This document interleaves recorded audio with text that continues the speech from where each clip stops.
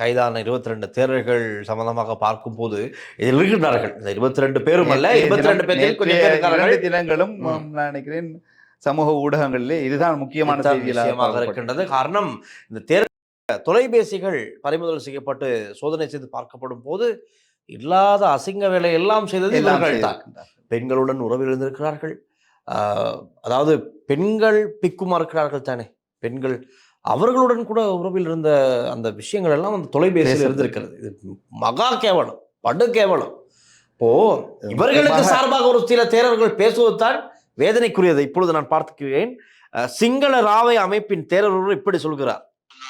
ළමයින්ට දවා දෙන්න තියෙන පාසල් උපකරණ වගේ. මේක ගෙනිලා දෙන්න කියලා කිව්වොත් ඒක බෑ කියන්නේ නැහැ උන්වහන්සේලා. ඒ කියන්නේ ඒවා පේන තියෙන දේවල් පැක්කල ගෙනත් උනා උන්වහන්සේලා ඒවා ගෙනල් இவர் சொல்லுகிறார், சிங்கள ராவை அமைப்பின் இந்த தேரர் சொல்கிறார், பாடசாலை பிள்ளைகளுக்கு பரிசு பொருட்கள் கொடுப்பதற்கு கொடுக்கப்பட்டதாக சொல்லிதான் கொடுத்தார்களாம். இவர்கள் அதற்காக அதை நம்பி எடுத்து வந்து விட்டார்களாம். இவர் சரி செய்கிறார். ஒரு விடயத்தை புரிந்து கொள்ள வேண்டும்.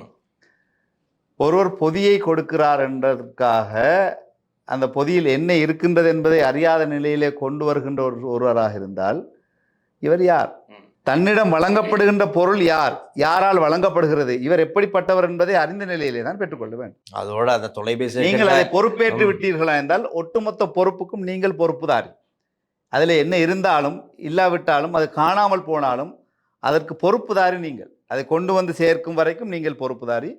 அதில் ஏதாவது தவறான விடயங்கள் உள்ளுக்கு இருக்குமா இருந்தால் அதுக்கும் நீங்கள் தான் பொறுப்புதாரி.